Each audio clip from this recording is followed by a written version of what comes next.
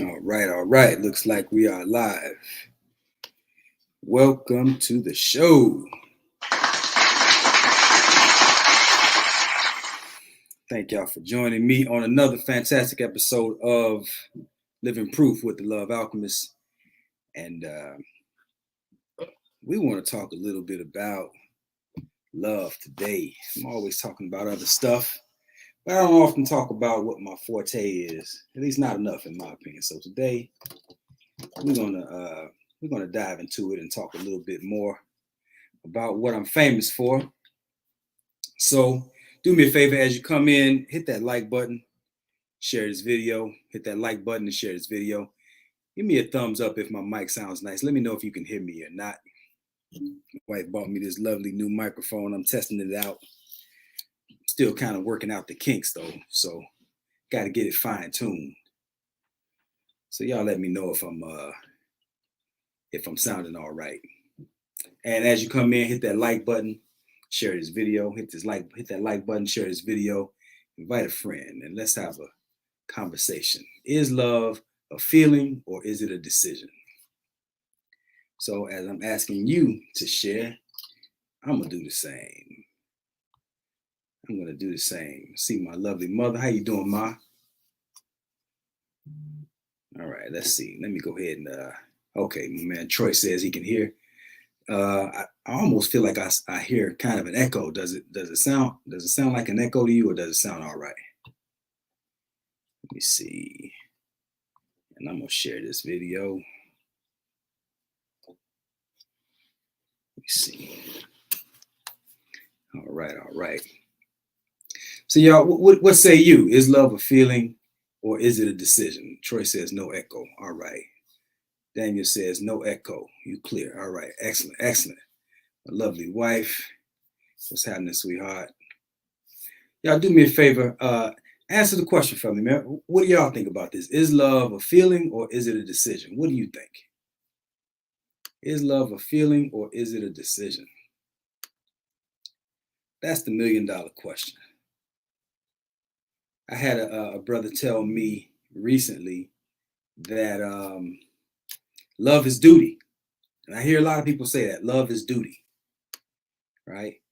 Troy says it's a decision.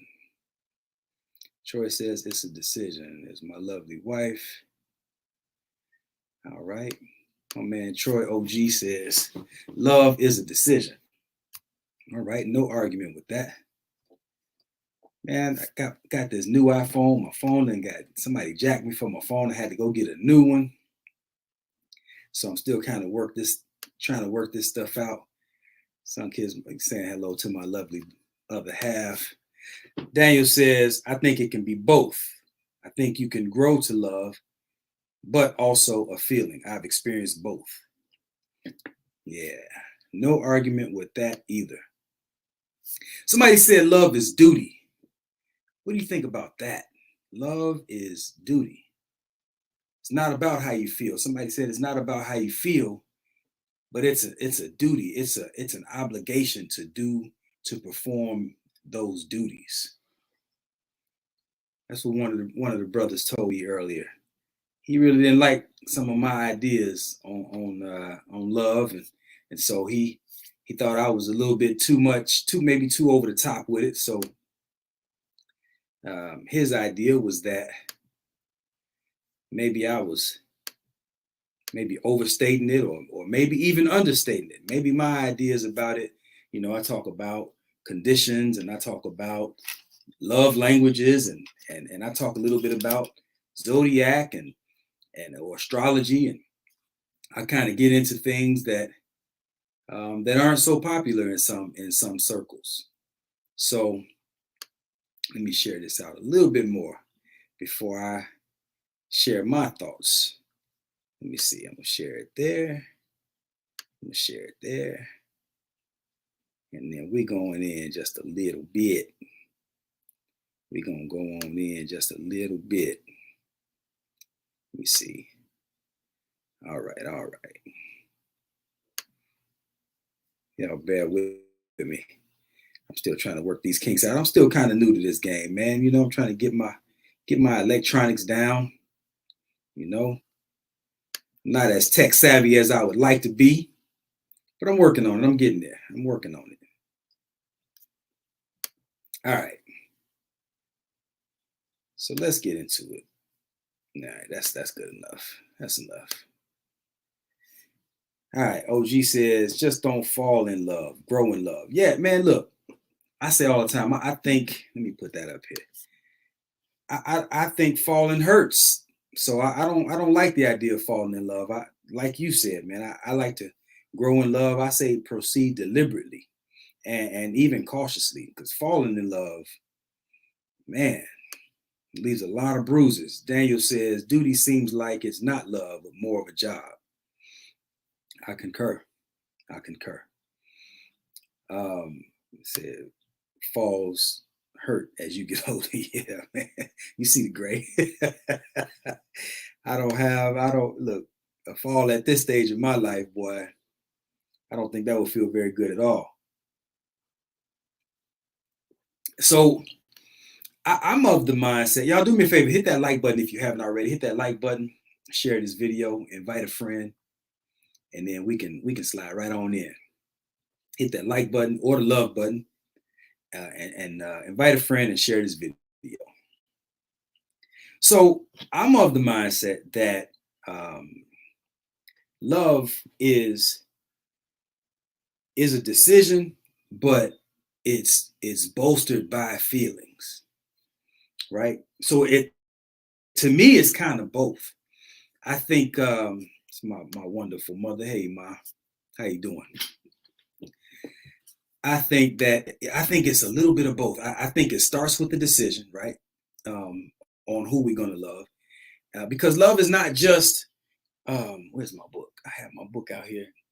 Love is not just about how you feel. It's also about what you're willing to do, right? So that's the decision part, and it's also about the sacrifices that we're willing to make for other people, compromises that we're willing to make with other people. How caring or thoughtful are we willing to be? It's a culmination of a lot of things that or I guess it's the coming together of various ideas that culminate in the idea that we call love, right? So rather than just these feelings which can be fleeting, right? Feelings, they ebb and flow, right? They up and down, they come and they go. You know, maybe my wife wakes up on the wrong side of the bed one morning, and maybe my face is a little crooked, and maybe she don't like me so much that day, right? And these are the feelings that can be fleeting. Maybe we get into an argument and she doesn't, maybe she can't stand me, for the rest of the weekend. But then Monday comes, we make up and we're doing all right. And maybe we even stronger than we were before the weekend. Troy says, love will not keep a multi-decade relationship together. No, it will not. Well, and again, now I'm gonna offer just a little bit of pushback on that, because I think if we're doing love, right, rather than just feeling love, right? If we're doing love rather than or in addition to feeling love, then I think that makes the difference. So, and again, I'm going back to what are the sacrifices that I'm willing to make? Maybe I'm in an arena like here I am. I speak publicly. I get messages from women all the time. I can take advantage of opportunities that are offered to me by other females. My wife can take advantage of opportunities that are offered to her by other males. But that's where the sacrifice comes in. Do we forego those seemingly pleasurable opportunities in the effort to maintain the integrity of what we've established? I think that is an expression of love, because I could be selfish. Either of us could be selfish and say, I'm gonna go get it because it looks good and it looks like it might feel good. It looks like that might be fun. I can go do that, right? But is that love if I'm doing that? I think love is just as much about what you're willing to do as it is about how you feel. What say you, family? I'm gonna pause on that. What do you think about that? Let's see. Lisa Fuller says it's a word that gets tossed around too much. His first lady says sometimes it's a feeling, but all the time it's a decision. Augusta says it can be either or. but the best love is a decision. And Daryl says, I believe it begins with an innate emotion. And then when you feel protected, and that emotion is reciprocated, it becomes a good feeling. Then when a person believes this person is worth, safe, duty, deserving of love, and it becomes a decision to commit to that love. That's a lot. My man Daryl is also a relationship guru. Very thoughtful. Troy says, you are describing discipline and choices. Okay. I think, but now let me ask you this, Troy.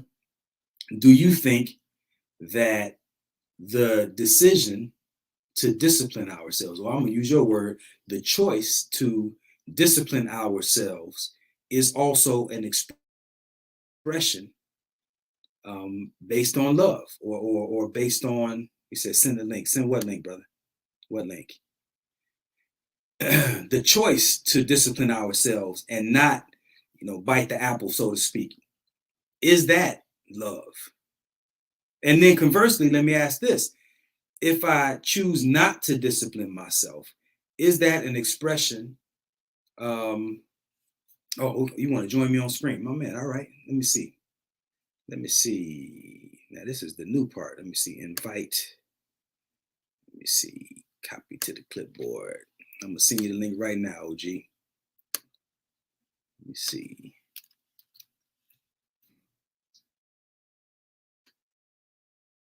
I'm going to send you the link right now, good brother. And my computer want to run slow. Why you playing games with me?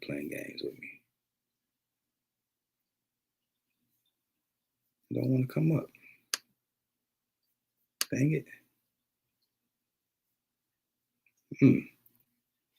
Why you not coming up? Send in messenger. Okay, that's the pad. All right, here we go. There we go. Get my man OG in the building. There you go, G. I sent it to you. All right. Uh-oh. Let's get that out of there. All right. Okay. Back into it. Discipline and choices. Yeah. I do think that's a part of it, but I think, you know what I think too, man? A lot of people underestimate the power of feelings. Right? There's this book that I read, and I recommend this book to a lot of my clients. It's called Feeling is the Secret by Neville Goddard. Powerful book. And one of the ideas that, and this is a book, this is a decision, a thought that comes from outside of the book, but people underestimate just how much feelings anchor us into a thing. Whatever that thing is, it could be a relationship, marriage, it could be religion, it could be a job, but when you talk about marriage or love or relationships, your feelings are often,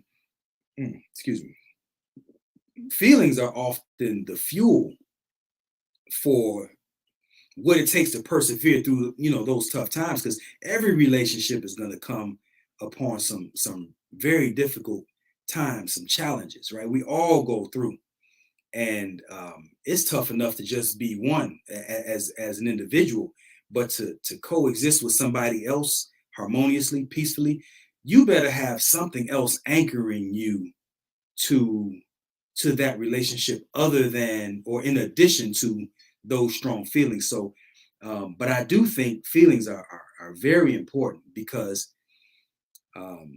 like I said, I think they're the fuel for what it takes to persevere when things aren't going so great. OG, did you get that link?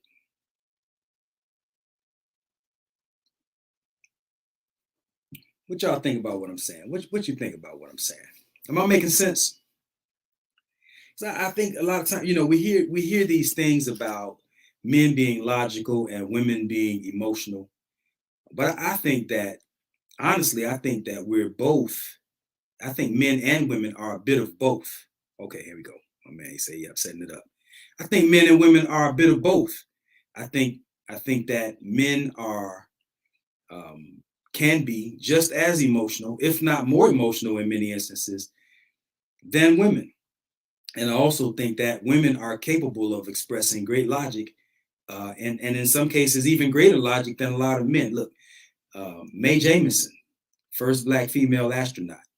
That that's a very lot. That requires a very heavy dose of logic to perform on that high of a level, to be an astronaut, right? It's rocket science, right? But also what's required to persevere through what it takes to become an astronaut. That's not just logic, that's also emotion. Something is driving you toward accomplishing that goal of becoming an astronaut or a doctor or a lawyer or whatever these professions are that require such high levels of dedication. So when we talk about marriage, like me and my wife have been together 33 years, right? And to arrive at this place of 33 years, and for us to be where we are, like the feeling is good, the vibe is good, we get along real good. But we've been through some mud, family. We've been through some mud. And so in order to get through that mud, in order to come out on the other side of that mud, looking the way we look, that's not always just a logical decision to press forward. There's some emotion fueling that person, that journey, that push. So, there are times, and then also having a family, having children, like, okay, I'm gonna make a decision to remain committed to the family because I don't want my children to grow up in a broken family. So that's a decision. But even that decision is anchored in strong feelings about what a complete family looks like, right? Here's my man OG. Decision is anchored in strong feelings about what a complete family. How's it going, man? I see you. Yeah. I see you with the production. Man. Oh, I'm good. I right when I said I wanted to get on, I reset my system up. I'm gonna put this light over here, and okay. Had to get a plug on. So you sound low, man. That's me. Hold on a second. That might be me. Hold on a second. That better? Yep, 3, 2, 1. Yep, that's better. Yeah, I had to unplug some stuff. Devices? No, I closed off the other device, so you sound good to me. Ask the people how you sound to me. Mic check. Yeah, there's an echo there. Man, Daniel said that too.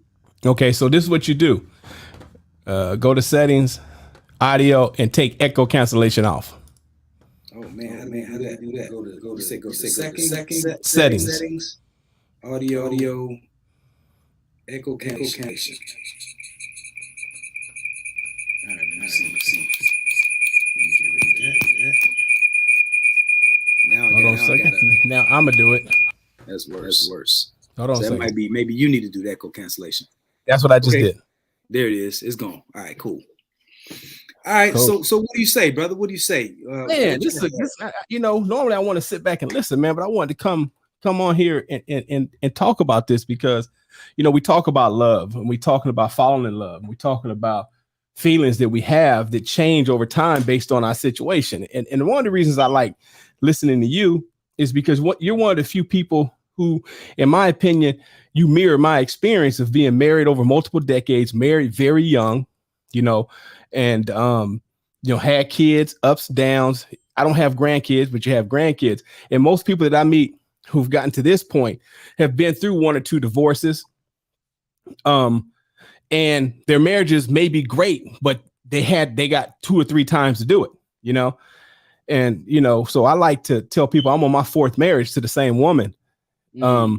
Meaning that, we met, having a good time, doing our thing, fell in love, said we're going to spend the rest of our life together, not knowing what life entailed, not having any examples of what a good marriage looked like. So we said, we know what a bad marriage looked like. So let's do something different than that. And, try to model that. So the first marriage was just me and her, we enjoying ourselves. Then, the second marriage would be, once you have your kids and now, you're focusing on your kids and your career. Third marriage is like when they get up into high school and they're not really dependent on you. And this marriage now, the fourth marriage, when they're gone. Empty nesting, had to relearn each other, didn't have nothing to do, nowhere to run to. This kid didn't have to go to ballet. This kid didn't have to go to basketball. Like, who are we to each other again now that these people have left and we don't have any grandchildren to pour into, right? And what we have been discovering is our needs and wants and desires and feelings have changed. And a lot of times they don't change in the same rate, in the same place, in the same time. And another challenge before I let you take back over is what I discovered as we, got into year 25, 26, 27, 28 is that we are, my wife's 5 years older than me and makes her a baby boomer. And her social norms are a lot different. She grew up in the military overseas around, I grew up around my people in the hood, and I'm a Gen X raised by myself. Mom and dad was always at work. And so we had different outlooks of life just based on the time we were born into and trying to pull those things together. So I know I said a lot, but yeah, man, the love thing for me, I stopped telling my wife I love her because she was telling me the same thing. And we said it so much, it lost its power. It was on repeat. So I tell her, I honor you. And she tells me, I respect you. Because those are the two things that, my wife is like, listen, don't bring any dishonor home. And that's my thing. I'm not going to bring dishonor among my family. And so when we were talking about earlier, when I wanted to get on the discipline and the choice, I had to make a mind shift early on and say, I can't cheat on my wife. I can only cheat on myself. I only cheat on what I said I was going to do because I can't control a person. She can't control me. I can't control her. And so when I'm looking at these things that are being offered or they're available that I can go pursue, I'm saying, am I willing to cheat on myself? That's right. And in the promise that I made to her. And that's what I think has helped me see, because, as a man, I could do something that seems okay to me that to her is a deal breaker. You know what I'm saying? Something as simple as my wife is out of town right now. It's very predictable. When my wife goes out of town, the house is going to get a little messier than it normally would.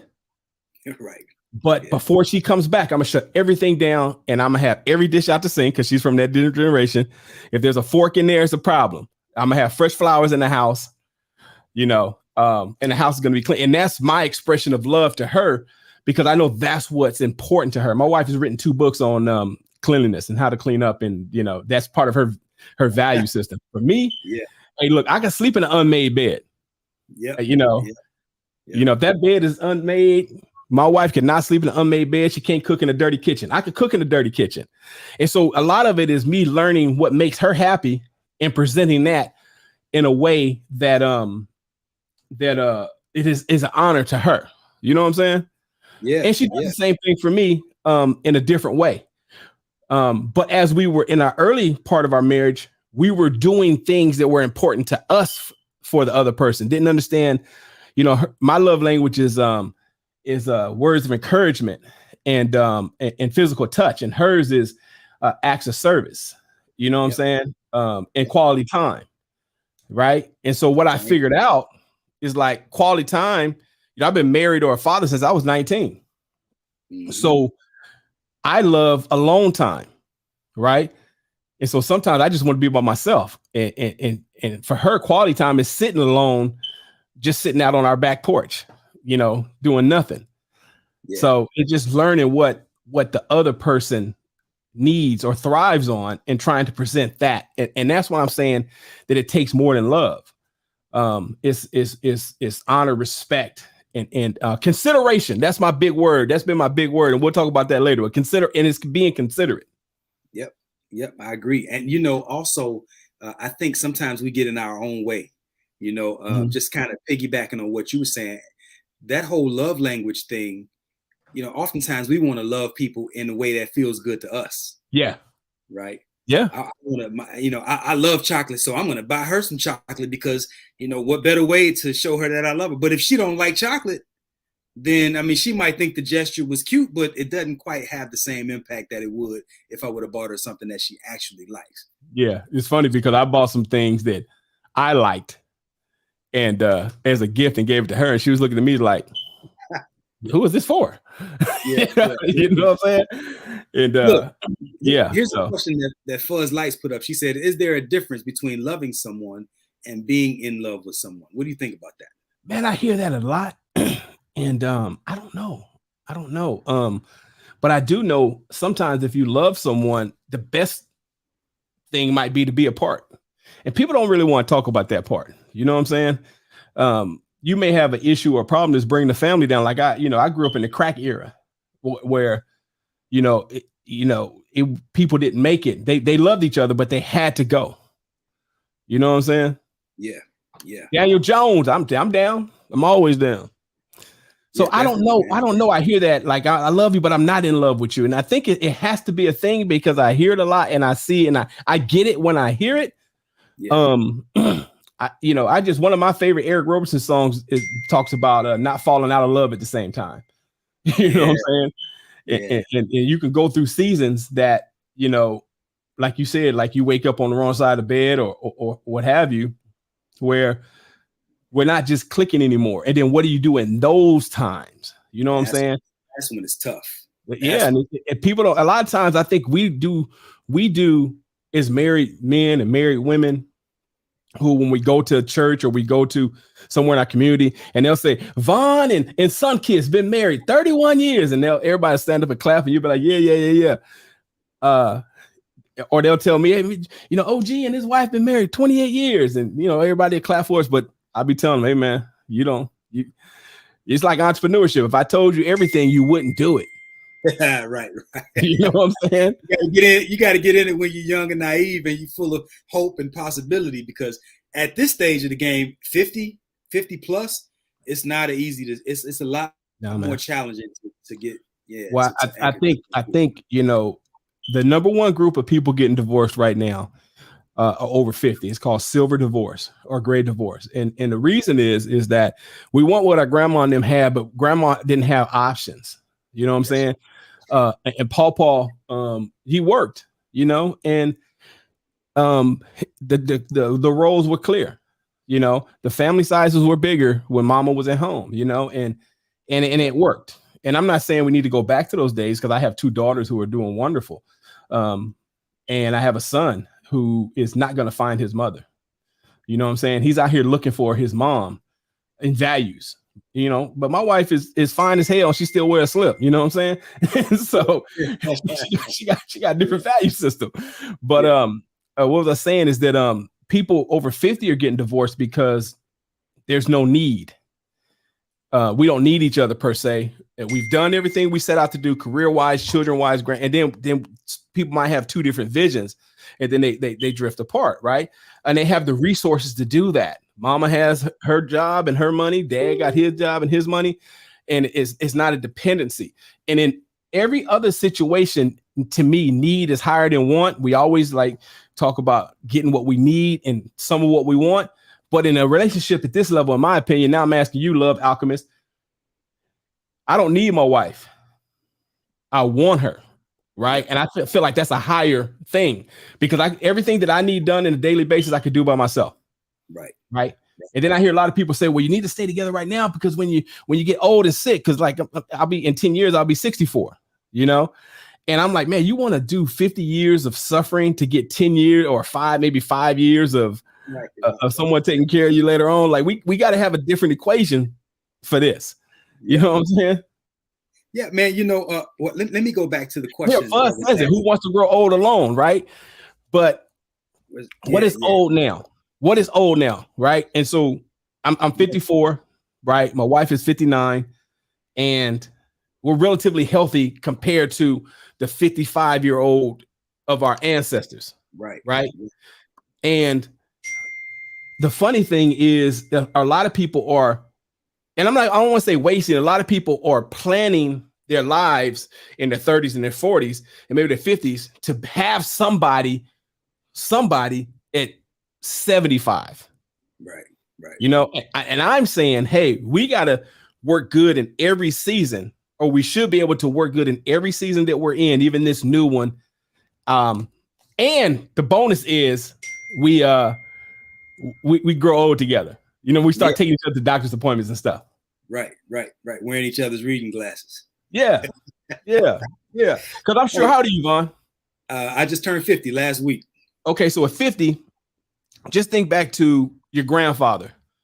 Your grandfather's 50. They wore their body down with physical labor. That's right. Right. And so that's when they started really, like, there's a dude, man, who walks by my house. He's 55. He went blind last year. And every time I see him, he asks me, can he work to get some money? Because his value, his life value is on what he did, what he does, his labor. And black labor right now is overrated. There's no need for a 55-year-old man who all he can do is push a lawnmower, but now he can't see. So he's lost value. So if he's not married and he wasn't married to the wife of his youth, he's going to be alone the rest of his life because he doesn't have a lot to offer unless he got grown daughters. I don't know his whole situation, but he asked me to pick up trash, a blind man who walks 2 blocks with no stick. And I told him, hey man, I'm gonna give you this $6. He asked me for $6. He's like, no, man, I want to earn it, man. I was like, look, man, I'm giving it. This is my humanity. You, my neighbor, you in need. Let's do it. But society sees him or sees black men, a lot of us, for what we can provide. And people will fall in love with people who provide for them and provide security. But what about me? Right? Not me, but what about the 55-year-old man? What about the 65 or the 75-year-old man? Right. And you better have had a wife that you guys have been through a lot. So I think that's a dated message about growing old, because, you know, in those kind of marriages, it was a roller coaster, man. And brothers be having, 2 and 3 families. And, by the time he slowed down at 50, their mama is, like, okay, he finally done slowed down. And now she cussing out Earl in the back. Shut up, Earl. I don't want that. Look, I'm gonna answer this question that Fuzz Lights asked earlier about the difference. Let me see. Let me find it. She asked, "Is there a difference between loving someone and being in love with someone?" I say yes, and I'll give a quick short story about my own scenario where. Let me say it this way. I think you can love someone and still do for them, take care of them, doing acts that are normally associated with love while still not even liking that person, much less being in love with them. Right. So when we had been married, I think maybe 4 years or so, I was still a young hothead, young knucklehead. And my wife disliked me so much that to see my car pull up in the driveway made her stomach hurt. Yeah. Right. And now what I love about my wife is that she's so G with it, man. She don't sugarcoat nothing, and she wear a heart on her sleeve. Right. So if it whatever it is, she gonna tell me what it is, and short of just coming out and saying, I can't stand your blah, blah, blah. She just said, man, I'm not feeling it no more. She told me, I love you, but I'm not in love with you. So she's still doing the things for me that a wife does. Right. I'm always coming home to a home cooked meal, but there's no warmth. You know what I mean? Those feelings of, I'm happy to see you. And then look, I'm in the Navy. I was in the Navy at the time, the United States Navy. And so she would be glad when my ship would leave for 2 months, 3 months, 6 months. She was like, hey, oh man, but so we had to grow past that. Now, hell, even if I'm just going to work for a day, if I even mention the idea of staying home for the day, she's like, hell, call him, tell him you ain't coming. Right. Hey, look, man. She told to me staying home now. So shout out to Sunkiss. Yeah, shout out to Sunkiss, man.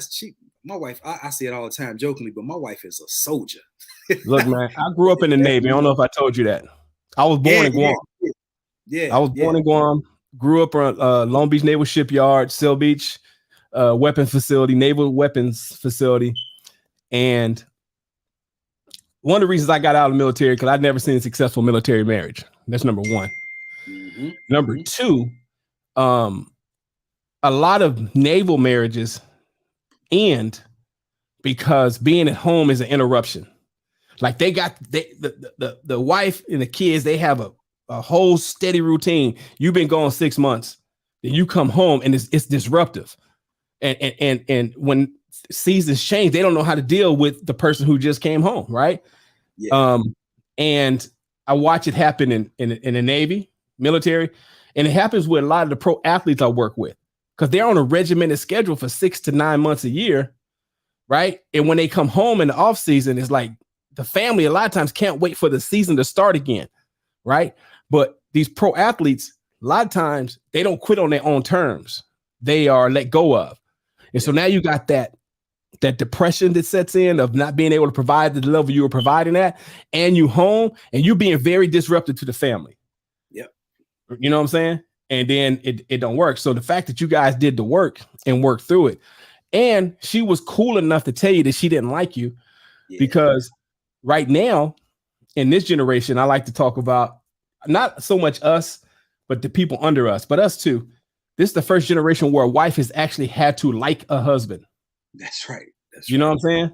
Because, you know, someone like Sunkist is entitled to half your retirement because she served more than 10 years. Right. Yeah. And, you know, when my grandparents got divorced, the only reason my grandfather knew my grandmother had passed away is because he got the rest of his check back. You know what I'm saying? And they had been divorced like 20 years and not in touch with each other. Then he went from a 50% retirement check to 100%. And that's when he called and said, hey, you know, your grandma passed. You know what I'm saying? and so, yeah. And so she didn't have to like him because the check came. You know what I'm saying? But now with the way society is set up, a woman does not need you to survive. And so love that's cool. But what's like? Do you like being around each other? Do you know, or do you just be like, man, when he come home, I'm gonna act sleep, you know, I got a headache tonight, you know, back hurt, all that. Back hurt, you know, the kids this, and we start involving ourselves in things to keep us busy. But when that nest empty out, you know, and but two of y'all in that house, that's gonna tell you, man. Yep. You better like each other. Yeah. You better like each other. Our nest just we had our first empty nest. Our first run at the empty nest was, I think, in 2000. Correct me if I'm wrong, Desi. Was 2014? Yeah. Somewhere. No. 2011 or so.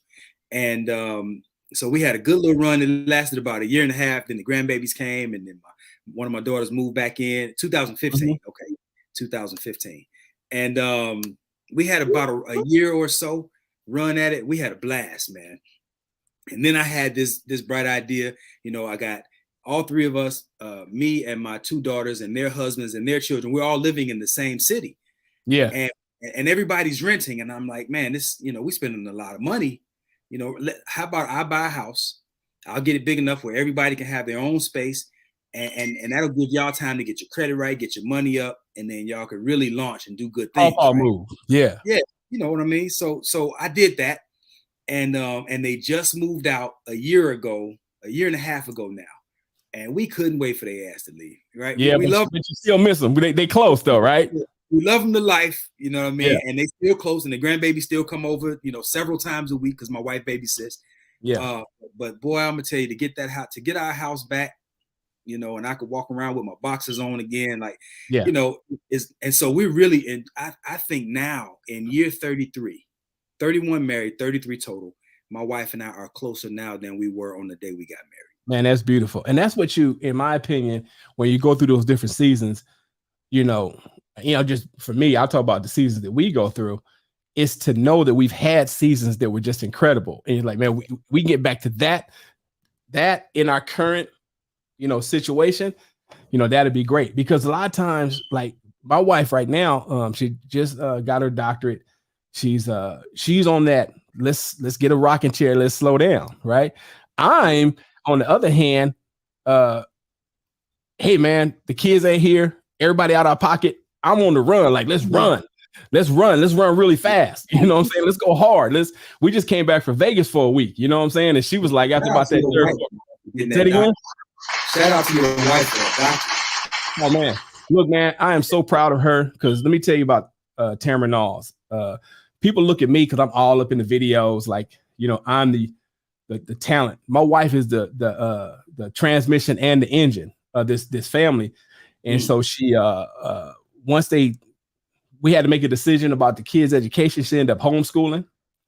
And then she started a nonprofit for young women. She ran that for 10 years, young girls. And then I looked at her when our son was a junior in high school. I said, hey, look, your husband crazy, your kids on their way out. You need your own identity. She became a realtor.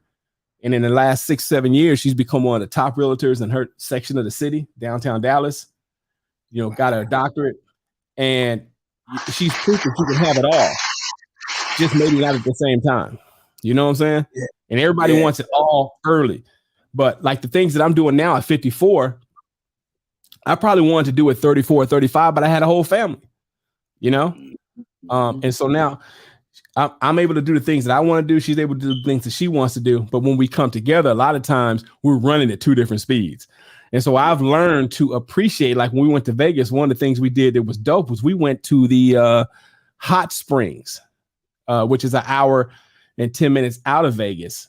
And when I say hot springs, it's an oasis, and the water come out the ground at 105 degrees. And that's something that I wouldn't have done when we had kids and when we were, doing the rat race. We went to a date farm, these date trees in the middle of the desert, and then start doing things that make you slow down and disconnect. You know what I'm saying?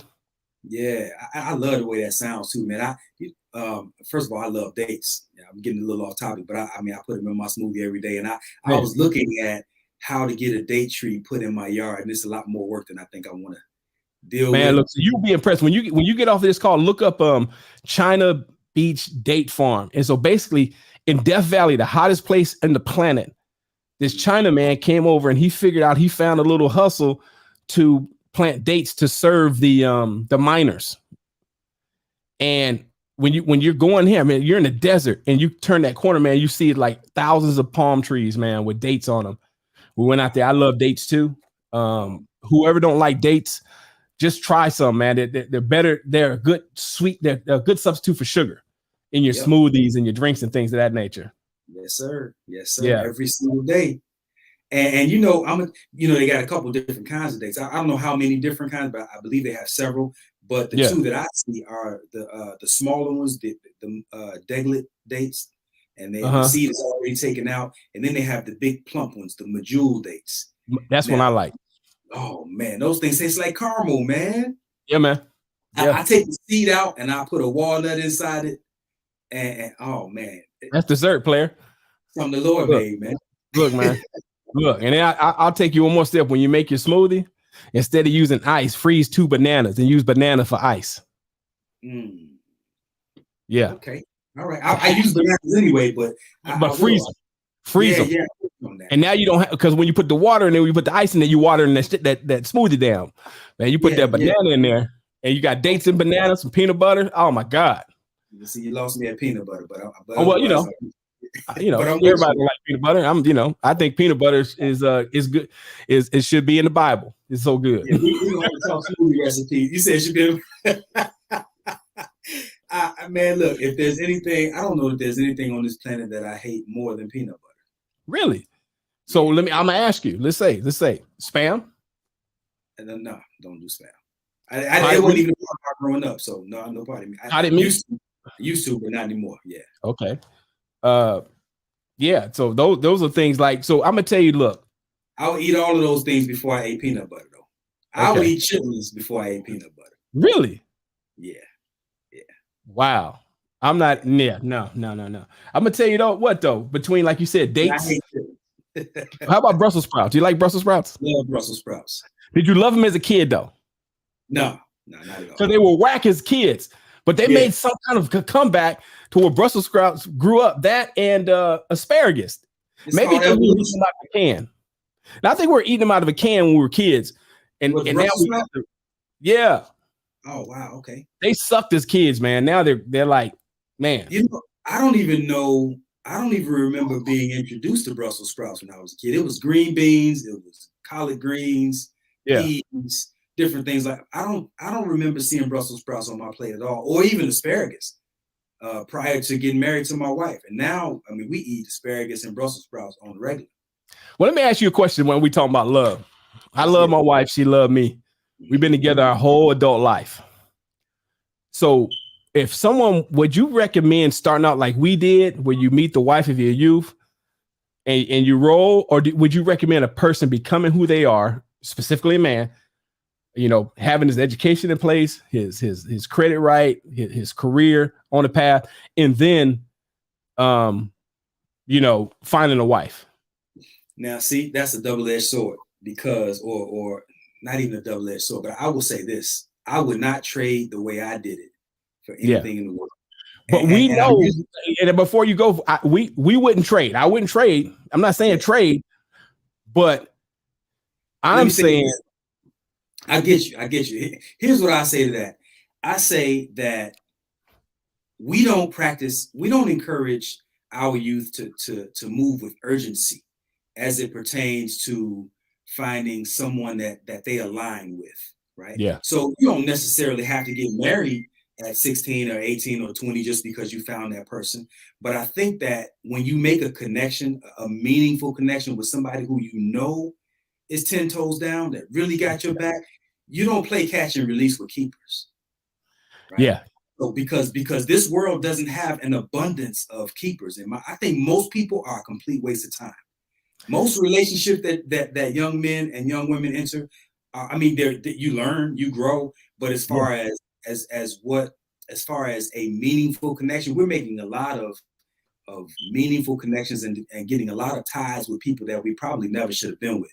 So in that context, I'm saying if you are fortunate enough to find somebody even at age 16, if your first love is a real love, don't just throw that away just because you're too young or just because there's plenty of fish in the sea or some other nonsensical cliche that they got going around. If it's meaningful, man, I say ride that thing out because you got a lot of cats that finally got that bag, you know, they're 40, they're 50, and they can't find nobody, man. Right. And vice versa. And so 2 quick things. Fuzz Light, I'm just going to give a shameless plug. She said Lessons by Eric Roberson. And I got to tell you that Eric Roberson is one of my best personal friends. I started off as someone who worked for him, and then we became friends. And I can't be more excited for the success he's having with that song Lessons. And just watching his family grow. He talks to me a lot about fatherhood because he didn't have kids when we met.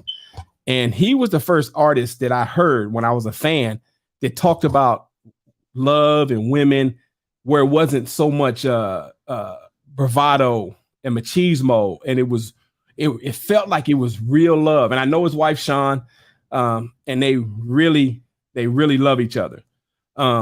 And I'll share this information that he shared with me, so it's not private, but he has a song called Couldn't Hear Me Over the Music. Right. So anybody who's an Eric Roberson fan, go look up that song, Couldn't Hear Me Over the Music. And a lot of times what he was saying in his early life is that the person he wanted to be and he was singing about in the booth, he was striving to be that person. So when a person was attracted to him for all of what he could sing and what he could do, and then when they got close, they seen all the flaws, right? Because, you know, my wife knows me better than I know my mother knows me. I've been with her my whole life. And so she knows my flaws. And, you know, sometimes I have to remind her that she don't have to point them all out. You know what I'm saying? And vice versa. But when you talk about that young love, man, I almost want to recommend that first love be the one that you stay with. But the problem is today, it's the fear of missing out. Like, you know, when I met my wife, she was the finest thing I could see in within 30 miles of the city that I lived in. You know, I didn't have Instagram to check what was going on in Atlanta. I'm sure there were a whole bunch of things going on in Atlanta that a young man could get. You know, 2 of my children are married to their high school sweetheart, and I'm so happy for them. Yeah, Shakira, and let me tell you what that, you know, so fully 90% of relationships that start prior to 30 end. And so you're looking at 2 men who are in the top 10%. And so I'm very careful about giving information from the 10% and saying, how do you do it? You know? And so I remember each first love, real love of all 3 of my kids. And I remember each first heartbreak for all 3 of my kids. You know what I'm saying? And I cried with my daughter with her friend. Man, that hurt What? me so bad. And I'm super no mad, one but got to deal with that. I couldn't do nothing. There was nothing we could do. There was nothing we could do but just be there and be the person who would never let them down. You know what I'm saying? And I remember when my youngest daughter was going through it, and you know, I had to tell her, you're not going to find Troy out there in this capacity, because this is, I don't want to say my job, but this is what I do. I am a family man. I'm a father. I'm a husband. That's who I identify as.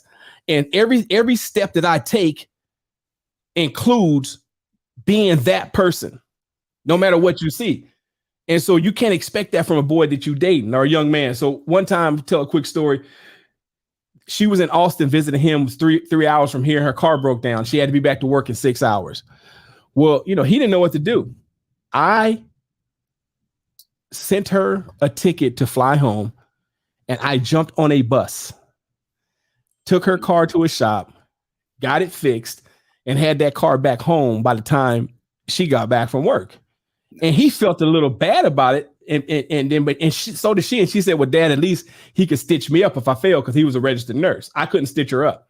But I was like, listen, what I did was not a competition. I'm not out here to prove anything.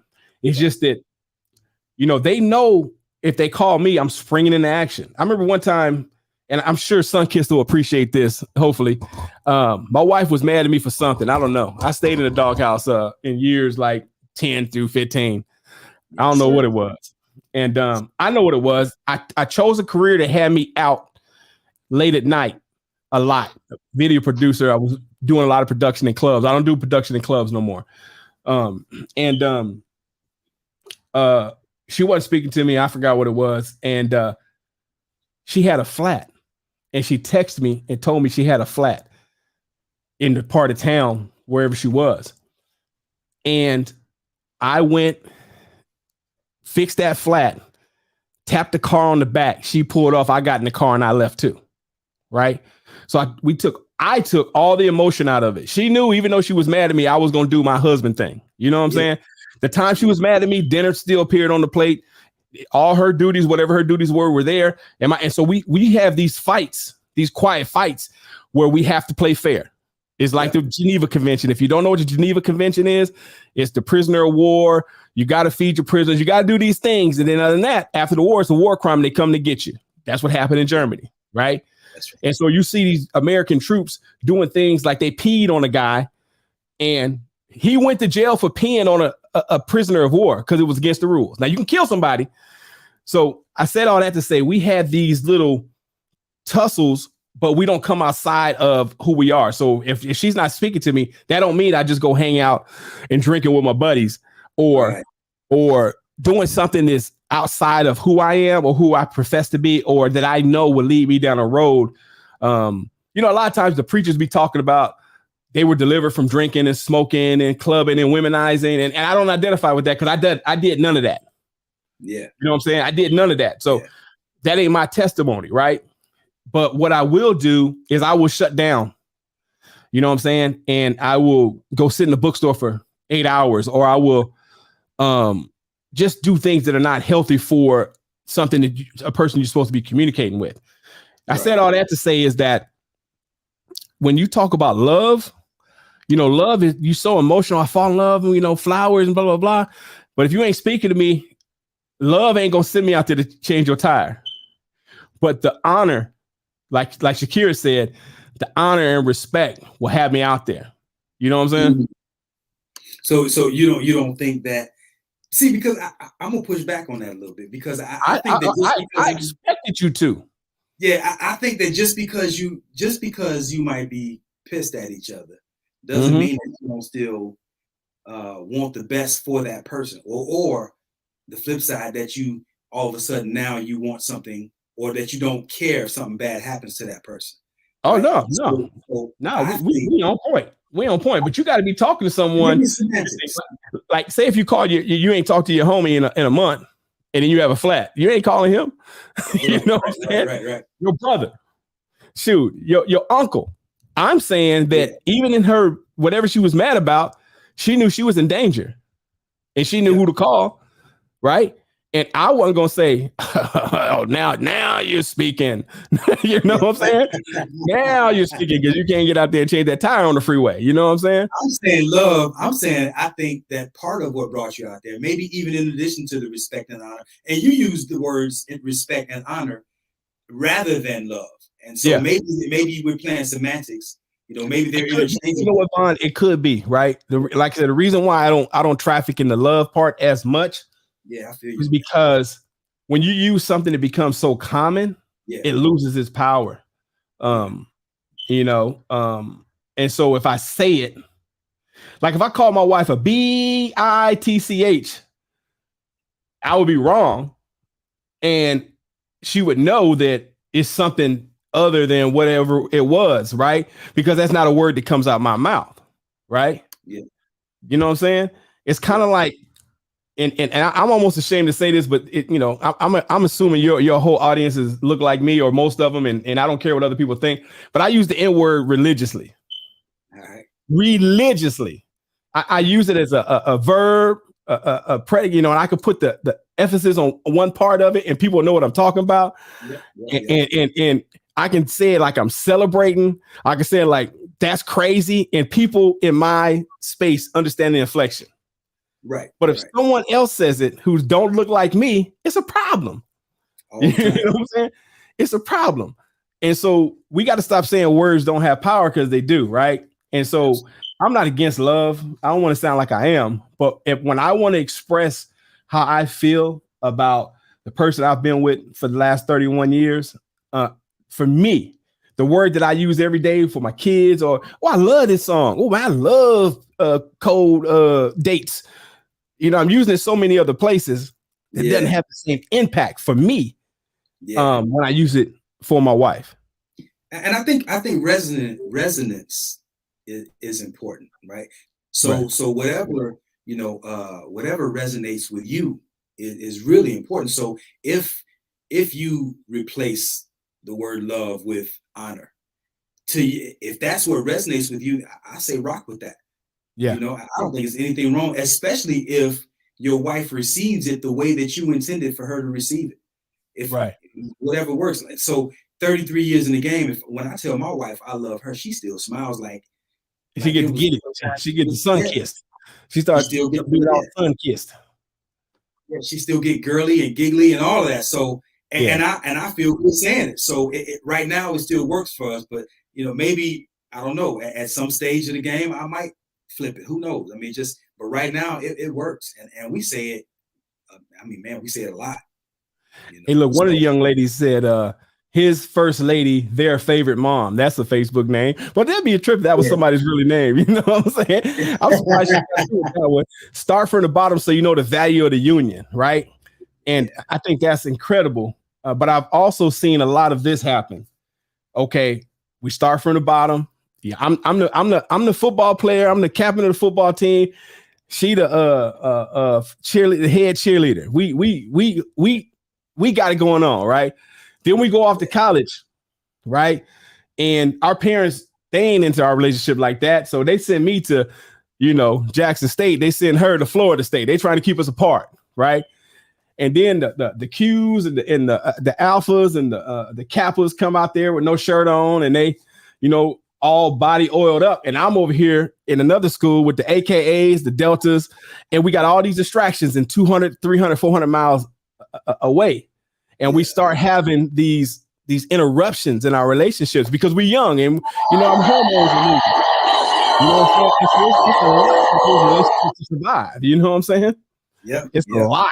If you can make it through, it's great. And then especially if you get a job or you get like you're better in school and then you get into this program that puts you, and you're going to go into this track and now you're on this big track and the other person is really not on that same track. Because there's doctors marry doctors, lawyers marry lawyers, accountants marry accountants, right? And so if I had to answer the question for my kids or my people, I'd say try to meet like my buddy sent his daughter to college to get her MRS degree.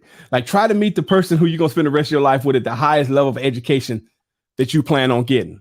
For us, it was the military. I met my wife. You met your wife before the military. I met my wife where I was stationed in Florida. Her dad was military. She wasn't.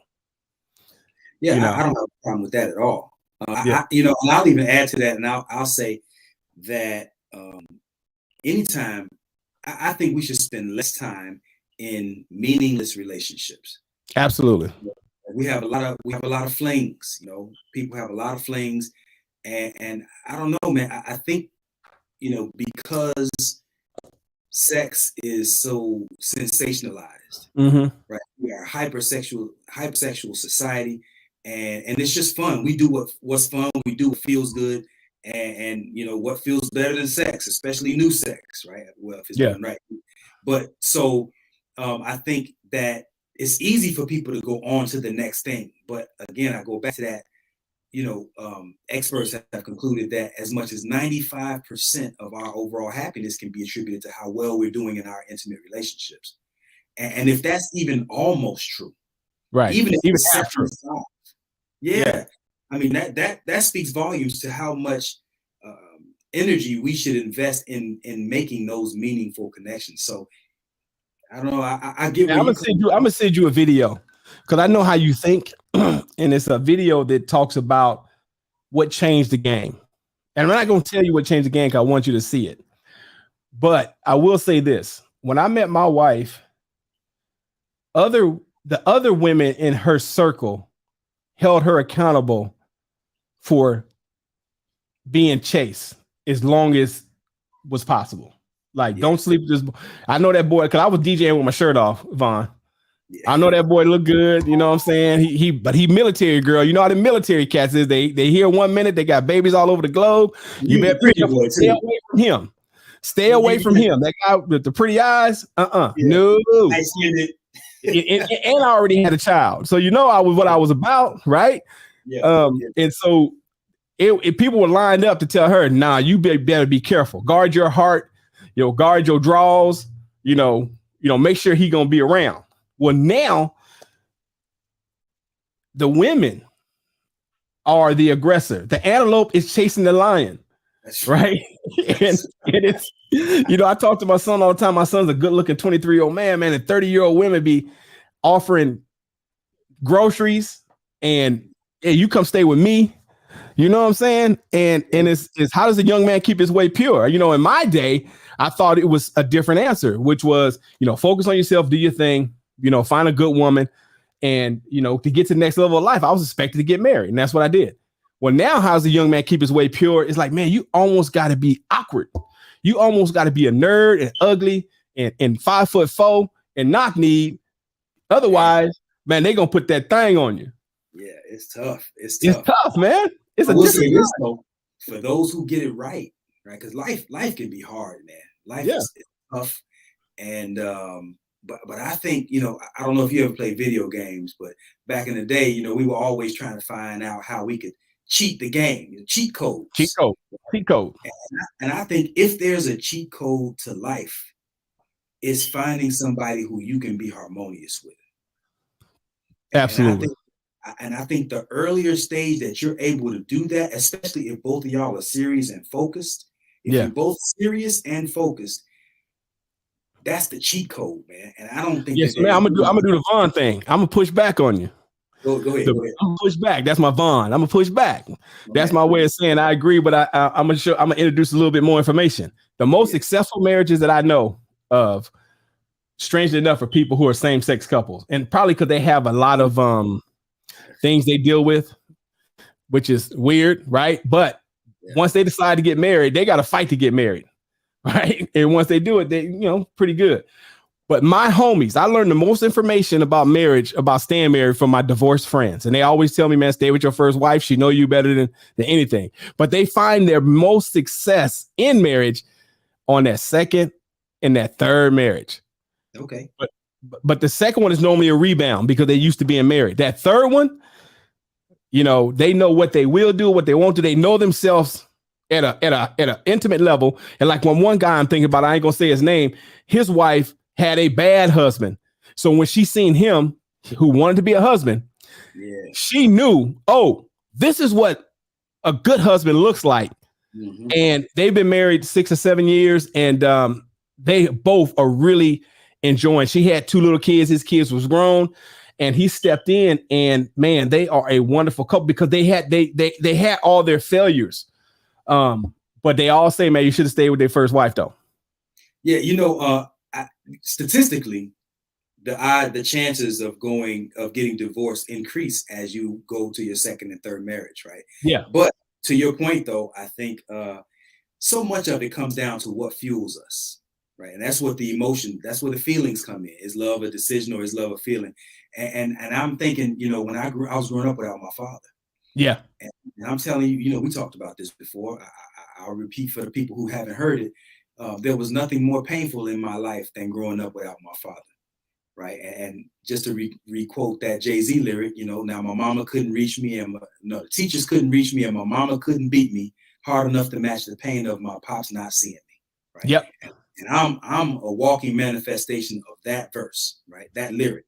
And so when my wife got pregnant when I was 16, and I knew instantly, once she told me she was pregnant, boom, it clicked in my mind, that's my wife. Because I refused to allow my child to feel what I felt with my father not being there. Now that's the decision, but that decision to marry her was fueled by the pain that I felt by not having my father. So it's also emotion, right? So, and that's also what pushed me to, what drove me to push beyond those hard times. And if I want to keep it a stack, I mean, my wife never really gave me a real hard time except for, in the resistance to my foolishness, right? So she watched you grow up, right? Yeah. And a lot of times the people who remember that you peed in the bed, a lot of times you got to get away from them people. I'm not saying get away from your wife, but you know what I'm saying? And so, but I ask you this, I grew up with my father, right? Yeah. But my father was born in 39 or something like that. He's 80, whatever, 80 years old, 40. He was born in 41. So he'd be 81 this year. Wow, congrats. I did everything in my power not to be like my father because my father was socially disconnected.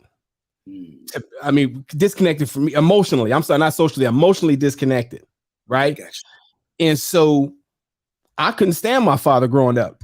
It wasn't until I hit maybe 30 and I understand what he was going through, what he went through, Jim Crow South, almost being lynched at 15, that I humanized him. And then I started to create the relationship I wanted with him when I was 30, when I was in position to do it. Right. And so I wonder how often we make decisions based on lack or trauma. And, what examples are we setting for our children? Are they looking at our strengths or our weaknesses as they make decisions going forward? Right. I was just listening to a video about poor people versus middle class people versus rich people. And, for blacks, we always think a good education is going to get you where you need to go. Right. But you look at someone like George Bush Jr., he became the president as a C student because he had rich people habits or middle class habits. Right. And so you want to have marital habits that your kids look at and say, you know what, I want to be just like my parents. Yeah. Or I don't. But the problem is, in my opinion, when they want to be like you, they're not finding sun-kissed out there. Right. They're not finding a woman like that who will grow up with a man who will, she had to grow up too, right? And love through certain things. Following your, what'd you say? I said she was grown when I met her. She was 12, but she was grown when she ain't changed since then. But but like the things that, like, for a woman, man, shout out to Sunkissed, to follow your idea of moving all the in-laws and the kids and the grandkids into a house. You know what I'm saying? That's not a normal thing in our community. We watch other communities execute it with precision, right? Yeah. And for her to come along, whether she agreed or not, to fall into your headship or your leadership, right? And for you to take that risk for it not to work, because it could have went horribly bad. You know what I'm saying? Right. And a lot of times in our communities, and I'm just gonna keep it a buck, is we are a matriarchal community. Our mothers and our grand, like, when I go to my mama's house, my daddy lived there. My daddy been there since they got married in 68. But where we going? To grandma's house. Right. You know what I'm saying? We know what our community is about, mom. and mothers do a lot, and mothers are the backbone of our communities. We've had these conversations, and so a lot of times they have not seen examples that they can follow, leadership that they can follow. And I can just imagine meeting you at 16, and then you saying, "Look, I'm a leader," and then doing all the dumb shit you was doing as a young man that we do as we grow. And she had a front row seat to it, and to be able to still work through that herself, right? And then allow you to be the leader that you are, even though she knew you when you weren't so good at it. You know what I'm saying? Right. So shout out to Sunkist again. Yeah, man, she needs an award for all that, because I would not have wanted. Yeah, I would not have wanted to trade places with her. Right. Yeah. Right. So, yeah. Man, I appreciate you joining me on here, man. And you know we'll go all night. I'm gonna dip off here too. You know we'll go another hour. Yeah, easily. Talking this mess. I will ask you this one question that I saw here. Love is what women want. Honor is wait. Love is what us women want. Honor and respect is what our husbands want. What do you think about that? Like, they say that women want love and men want to be respected, or different versions of that. What are your thoughts on that? I'm agreeing with that version. For me, it's about respect, reverence. I put the honor back on the other side, because I don't want to bring I don't want my actions. So every action that I make, most of the actions that I take, I wonder, how does it look for a married man to be in this space at this time, doing this thing? And if it's outside of, I want to be above reproach, because I travel a lot, man. I'm in all these different places. And when I meet these women out here on the road, first thing I do is talk about my family. And that's not a deterrent. Trust me, it's not a deterrent. No, it's not a deterrent. But I keep it out front. And then I have to tell them, yeah, I have a daughter. She'll be 35 next month. And the other one is 27. Mothers are the supercharged that everybody taps into. I agree. And so, because I say that because I have young girls coming after me too, right? But I don't come out with the I'm available energy at all. You know what I'm saying? So I don't know what something, but I don't want to bring it dishonor to my home, to my wife. You know what I'm saying? And so all our problems that we deal with, I like them to be internal. You know what I'm saying? Like between us. And so my fault. Go ahead. No, I think another thing I would encourage husbands to do, and I don't give wives advice because I ain't never been one. Don't plan on being one. I do have one piece of advice for wives, and they always get on me when I share it. I'll share it real quick. But if you treat a husband like his daughter treats him, everything will be fine. Because my daughters think I'm a superhero, but they don't know all my shit either. You know what I'm saying? But wives, treat your husband like his daughter treats him. So anyway, but the advice that I give to people who've been married for a long time, the kids are grown, and it's my in-laws got divorced at year 42, right? And they probably got divorced mentally 20 years before that, but they played it out. I look at it like, will I be upset about this thing 5 years from now? That was my thing. Like, is this a now thing, or is this is a long-term thing? Does this breach my trust for a long time, or just in this space?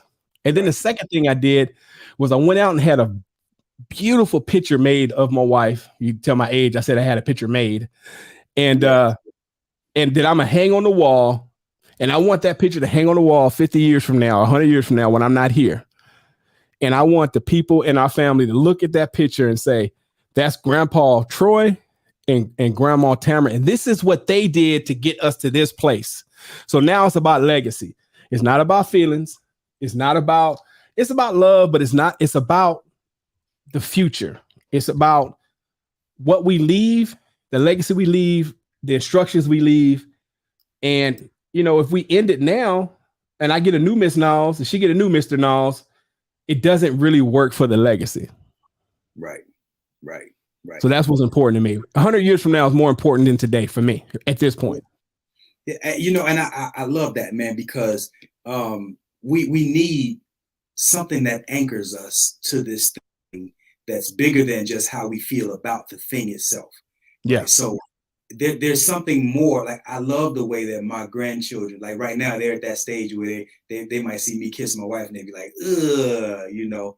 And I tease my grandsons about, yeah, one day you're gonna have a wife, boy. And they're like, I'm no, jealous, man. you know, yeah, I I'm love jealous. it. I'm jealous. And our daughters are like, my oldest daughter's like, she don't want no kids. And my youngest daughter, like, I ain't let nobody mess up my body right now. And I like $8 juices. So we waiting on my son. But I would love to have a few grandchildren, man. Love, love, love. I got cousins who are 3 years younger. They got 10, 11, 12 grandkids. And I don't know if that's because, look, I don't have no son-in-laws, no daughter-in-laws either. Now, they ain't got a whole bunch of son-in-laws and daughter-in-laws, right? So we having 10 baby showers to every one bridal shower, right? So I still want a son-in-law before I want a grandchild. So I'm gonna stop saying I want a grandchild. I'm gonna say I want a son-in-law. We're gonna keep going in order. You know? Definitely. You know, I have two things that I like to tell couples, man. One, pick your battles. Everything ain't worth fighting over. You know, and sometimes we can allow some of the most meaningless and petty things to spiral out of control. I used to, and I still kind of have this bad habit, man.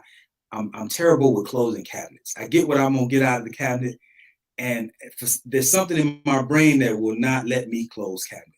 Gotcha. And for years, man, my wife used to be like, "Damn it, why can't you just?" She's OCD with it. Like, why the hell are you leaving these cabinets open? And then I started making a concerted effort to focus on closing these cabinets, man. And I would catch myself, I gotta close that. And so I started getting better. And one time I went out, I was leaving for work, and I remember I said, damn, did I close that cabinet? I got out of the car, ran back in the house, got it, right? And so time had went on about 6 months or so, maybe a year. I don't know how much time passed, but I went back to it and I was like, yo, you know, all these years you've been complaining about these cabinets. Now all of a sudden, you know, I'm a whole lot better at closing these cabinets. And ain't no attaboy, ain't no, man, baby, you did a good job. Thank you for being more attentive. You know, why is it that you can say something about all the bad, but you don't have nothing good to say about, you know, she said, baby, I still close the cabinets behind you all the time. And I'm like, well, damn. She said, I just figured that it's easier for me to just close the cabinet rather than for me to remain frustrated about you not closing the cabinet. Look, man, I have the same story, but similar. My wife, when she told me to take her car, that meant it was on E. And I would get offended, pissed. I would talk about how undisciplined, unstructured, and how selfish that was. And then one day I said, you know what? I'm the only one who being bothered by this. Yeah. That's me. So I told her, this was in like 94 or 5. I said, listen, that car get on quarter tank, give it to me. I'm going to go fill it up. So I empowered myself. You know what I'm saying? And so now, even to this day, I'll go get in her car and put gas in it. And because I was offended, but you know, that was my problem. You know what I'm saying? That was my problem. That was my value system. And that's when, you know, I'll tell young couples, like, I grew up in the restaurant business. Dirty dishes in the sink and got you a free whooping, and you couldn't put pots in the refrigerator with food in them. Right. Well, and her family, they put pots straight in the refrigerator. And so we were sitting here arguing over how we were both brought up.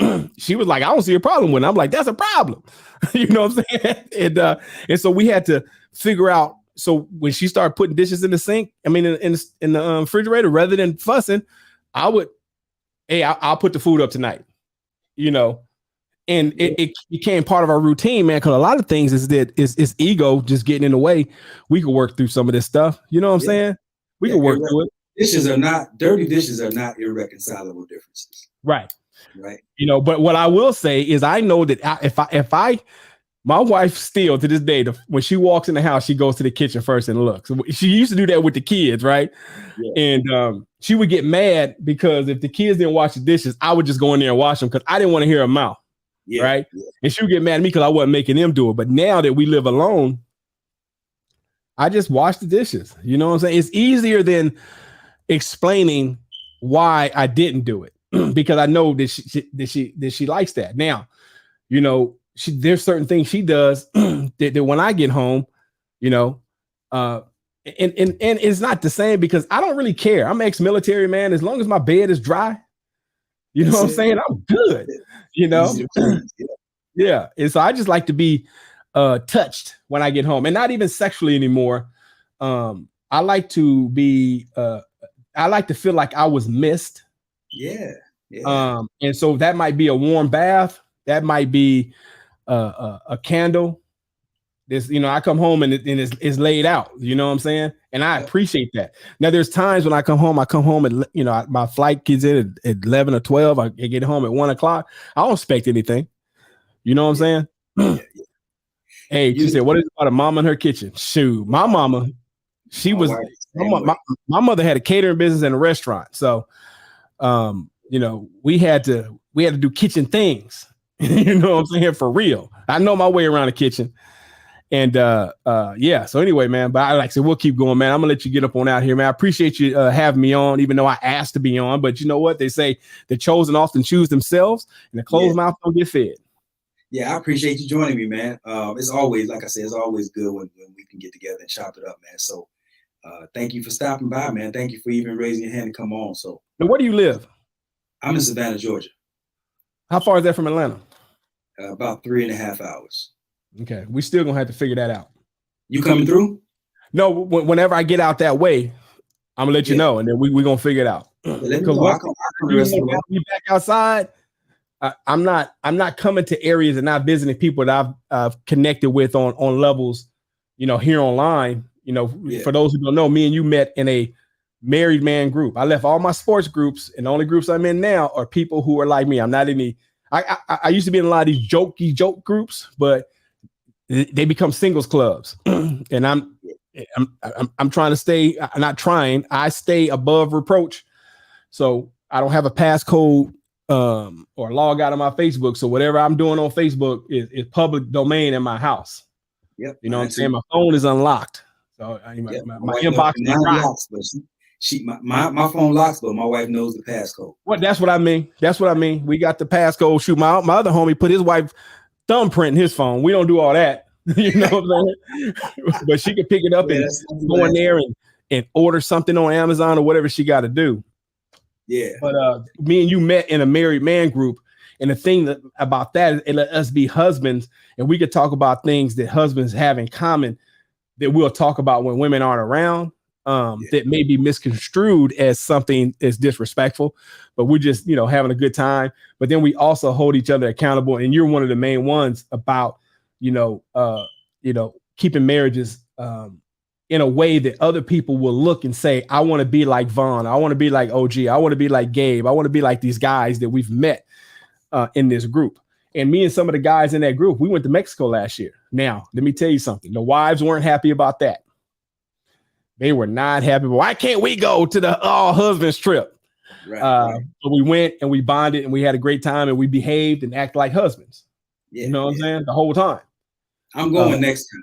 Hey, shoot, come on, son, kids, let them roll with us. We do a husband training. We need him to tell us what to do. I'm still kind of scared to fly, but definitely anything inside the continental United States where I can drive to it, I'm there. No, we're going out the country. And number two, I flew 38 times during the pandemic. It was the best time to fly. No one was on the plane. Everybody was scared. And they filter that air a certain kind of way. And look, man, I hate flying now because there ain't no seats available. It's all, if there are 150 seats, they got 151 people on the plane. I'm gonna have to get over my concerns about flying. It ain't got nothing to do with COVID though, but that's another conversation. Okay. But yeah, I will share this one last thought, and because I know we will keep going, but I want to share this one last thought about what it takes to experience longevity and harmonious longevity, because that's the key. A lot of couples are married 20 years, 30 years, and they can't stand each other, right? Yeah, because it's need based. They need each other. Yeah, and we don't want that. So I want my wife to be here because she like me.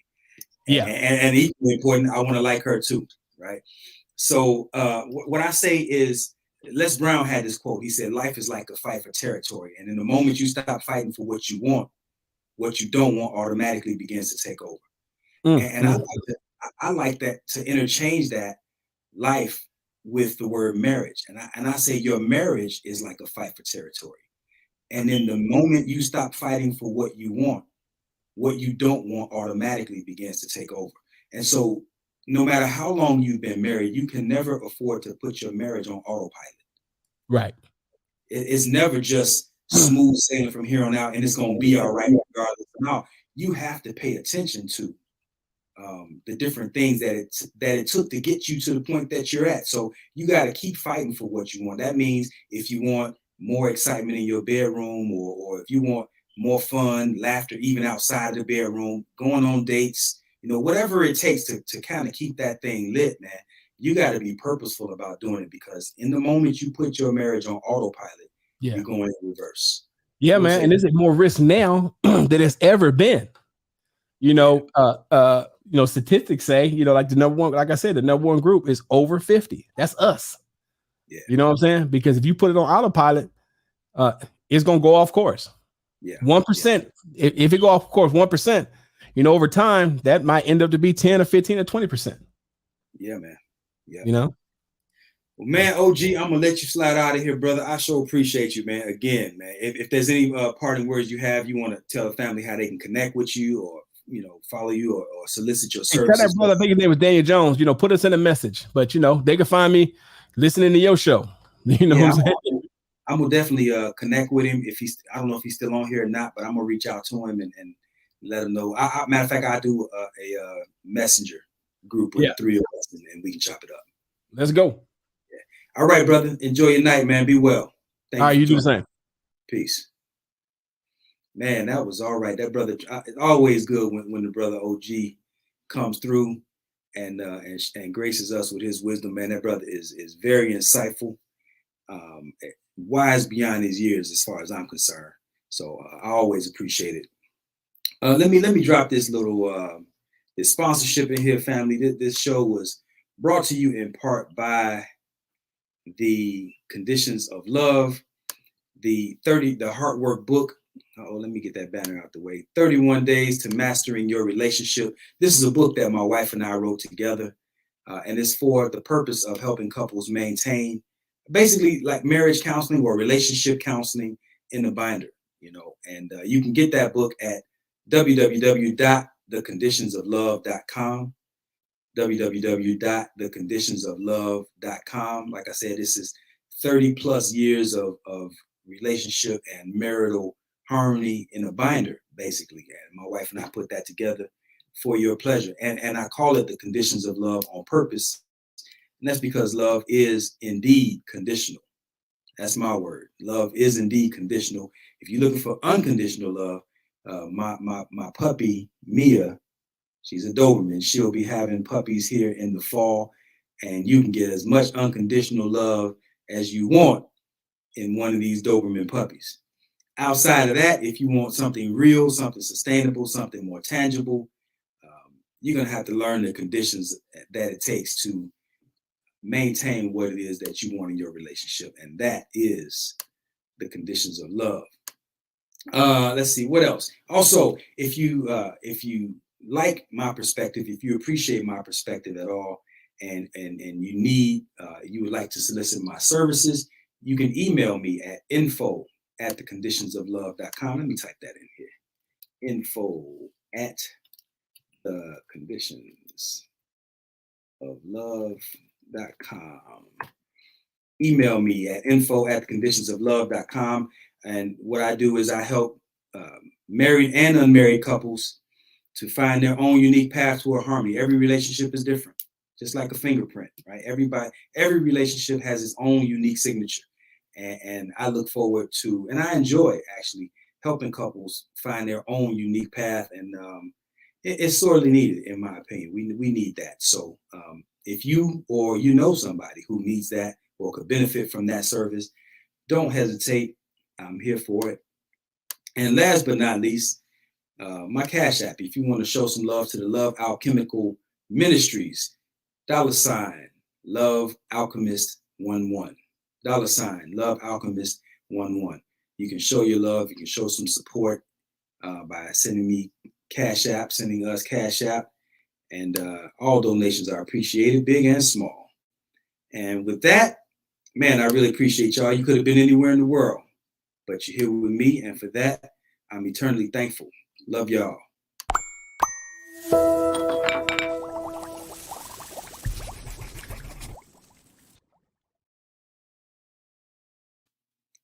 Peace, family.